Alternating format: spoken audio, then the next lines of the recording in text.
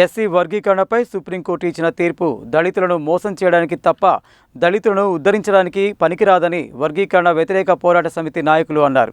ఎస్సీల రిజర్వేషన్లను 15 నుండి 25% పెంచాలని డిమాండ్ చేశారు.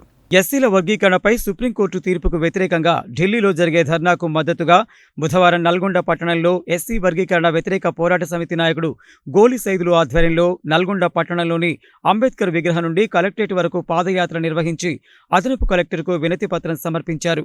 ఈ సందర్భంగా వారు మాట్లాడుతూ ఎస్సీల విద్య, ఉద్యోగ, రాజకీయ, వ్యవసాయ, భూమి అభివృద్ధి సంక్షేమంపై శ్వేతపత్రం విడుదల చేయాలని డిమాండ్ చేశారు.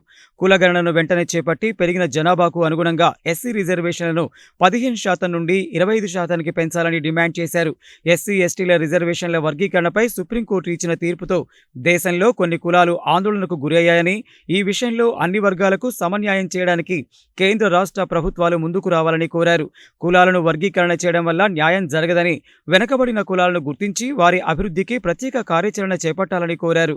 రిజర్వేషన్లను పెంచి పెరిగిన శాతాన్ని వెనుకబడిన కులాలకు ఇవ్వాలని విజ్ఞప్తి చేశారు. ఈ కార్యక్రమంలో తాళ్లపల్లి రవి, తెలగమల్ల యాదగిరి, చింతపల్లి బాలకృష్ణ, జోసెఫ్, చలిచేమల యాదగిరి, భిక్షం, తాళ్లపల్లి సురేష్, ప్రమోద్, రాజు, రవీందర్, మేకల కృష్ణయ్య, మేడ సైదులు, గండమల్ల శ్రీను, కాశమల్ల అనిల్ కుమార్ తదితరులు పాల్గొన్నారు.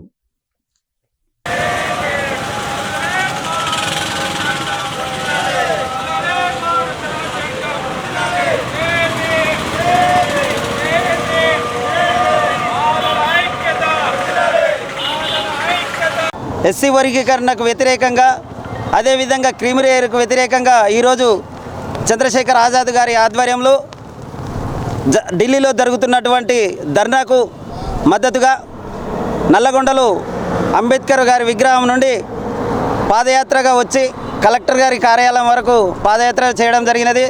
ఈ సుప్రీంకోర్టు ఇచ్చినటువంటి తీర్పుని వెనక్కి తీసుకోవాలి. భవిష్యత్తు కాలంలో ఇంకా ఉద్యమాలు చేయడానికి మేము సిద్ధంగా ఉన్నాం. సుప్రీంకోర్టు వెనక్కి తీసుకోకపోతే మాత్రం ప్రాణాలైనా అర్పిస్తామనే విధంగా మేము ఉద్యమాలు చేస్తాం. దానికి ఇవాళ రాష్ట్ర గవర్నమెంటు మద్దతు పలకడం అనేది, ఆయన ఆర్డినెన్స్ తెచ్చి బిల్ పాస్ చేస్తామనేది, ఆయన ఇచ్చినటువంటి ఒక తీర్పును కూడా సీఎం గారు వెనక్కి తీసుకోవాలి. లేదంటే భవిష్యత్ కాలంలో రేపు వచ్చే స్థానిక ఎన్నికలలో మేము ఖచ్చితంగా మిమ్మల్ని ఓడిస్తాం. ఆ ఓడించే హక్కు మాకే ఉంది, ఆ దమ్ము కూడా మాకే ఉంది. ఎందుకంటే మిమ్మల్ని గెలిపించింది మేమే అనే విషయాన్ని కూడా మీరు సీఎం గారు గుర్తించాలనే విషయాన్ని కూడా తెలియజేస్తా ఉన్నాను. తెలంగాణ రాష్ట్రంలో మాలలో కాంగ్రెస్ పార్టీకి ఓట్లేశారు, మాదిగలు బీజేపీకి ఓట్లేశారు. మాలల పక్షాన నిజంగా న్యాయంగా న్యాయబద్ధమైన కోరిక కోరుతా ఉన్నాం. ఎంపరికల్ డేటా తీస్తే మీకు అర్థమవుతుంది వర్గీకరణ చేయాలా వద్దా అనేది. ఆ తర్వాత ఏం చేస్తారో చూద్దాం. నిజంగా ఎంపరికల్ డేటాకి వ్యతిరేకంగా ఎంపరికల్ డేటా అవకతవకలు ఏమైనా జరిగితే ఇక్కడ తీసుకున్నటువంటి ఎంపరికల్ డేటా మీద కూడా మేము హైకోర్టుకు పోతాం, తర్వాత సుప్రీంకోర్టుకు పోతాం. ఈ వర్గీకరణ కాదు, ఇది కాలం చెల్లినటువంటి వర్గీకరణ. దీన్ని పట్టుకొని ఏలాడితే మందకృష్ణ ఏదో సక్సెస్ అయితే నేను గెలిచినా అనుకుంటుడు. నువ్వేనా గెలవలేదనా? భారత రాజ్యాంగాన్ని అవమానపరిచినావు. భారత రాజ్యాంగానికి మందకృష్ణ మాదిగా వ్యతిరేకంగా పోతా ఉన్నాడు.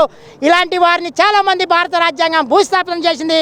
దాంట్లో నువ్వు కొట్టుకొని పోతావన్నా మేము కలిసి రమ్మంటా ఉన్నాం.